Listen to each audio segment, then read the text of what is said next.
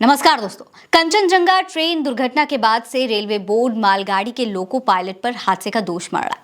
Board लगातार यही कह रहा है कि लोको पायलट ने रंगापानी स्टेशन से टीए 912 अथॉरिटी पास लेने के बाद मालगाड़ी को खराब सिग्नल के बीच तय लिमिट से ज्यादा स्पीड से निकाला था, इसीलिए हादसा हो गया।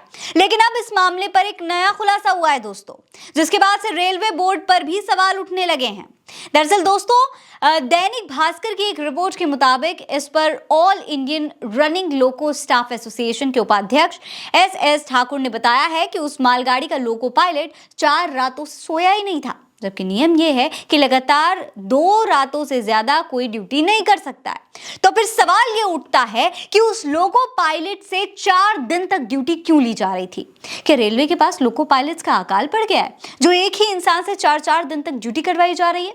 क्योंकि जब नौकरी मांगी जाती है सरकार से, छात्र प्रदर्शन कर रहे होते हैं, तब सरकार के पास देने के लिए नौकरियां नहीं होती हैं।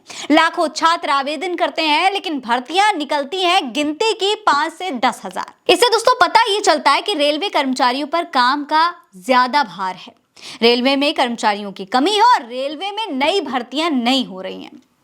इस वजह से हादसे लगातार बढ़ रहे हैं।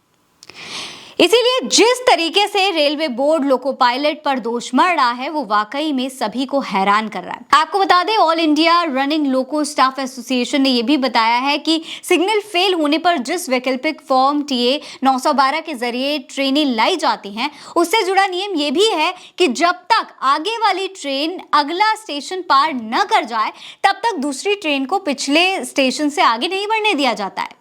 रंगापानी स्टेशन पर यही गलती हो गई। यहाँ के स्टेशन मास्टर ने कंचनजंगा के आगे बढ़ने के 15 मिनट बाद ही मालगाड़ी को टीए 912 पेपर दे दिया था, जबकि उस वक्त कंचनजंगा एक्सप्रेस कुछ किलोमीटर आगे ट्रेन पर खड़ी थी।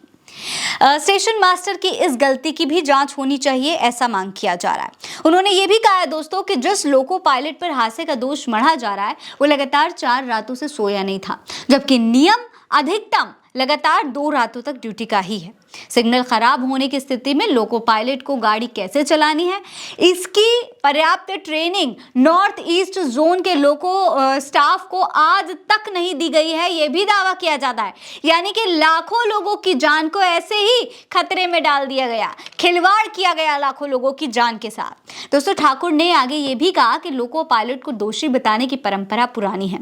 ओडिशा में कोरोमंडल रेल हादसे का तो आपको ध्यान ही होगा, उसमें भी कहा गया था कि लोको पायलट और को पायलट मोबाइल पर क्रिकेट देख रहे थे, इसी वजह से वो सिग्नल नहीं देख पाए। जबकि कमिश्नर सेफ्टी की जांच में पता चला कि हादसे के 2 घंटे पहले से दोनों के फोन स्विच ऑफ थे। अब इसी तरीके से एक बार फिर से लोको पायलट पर दोष मढ़कर रेलवे बोर्ड अपना बचाव करने की पूरी कोशिश कर रही है। लेकिन सबसे बड़ी बात यह है कि भारतीय रेलवे लोको पायलट्स की कमी से जूझ रहा है, जिसकी वजह से लोको पायलट्स को ओवर टाइम करना पड़ रहा है। इससे उनकी सेहत पर भी असर पड़ रहा है और दुर्घटना होने का खतरा भी बढ़ रहा है। अभी दोस्तों कुछ दिन पहले की ही बात है, रेलवे असिस्टेंट लोको पायलट के लिए इस साल निकली भर्तियों को लेकर छात्र काफी नाराज थे। छात्रों ने आरोप लगाया था कि इतने सालों बाद रेलवे में वैकेंसियां निकली हैं और इनकी संख्या सिर्फ 5000 है।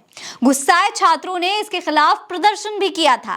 परीक्षा की तैयारी कर रहे छात्र सड़कों पर उतर आए थे, लेकिन रेलवे में भर्तियां नहीं हुई और इसका नतीजा देश की जनता को अपनी जान देकर चुकाना पड़ रहा है। आपको क्या लगता है? अपनी राय हमें कमेंट सेक्शन में लिखकर बताइएगा। ये खबर आप उल्टा चश्मा यूसी पर देख रहे हैं। मेरा नाम है फरीन अंसारी। आप रहें स्वस्थ मस्त, बस यही है दुआ हमारी। नमस्कार।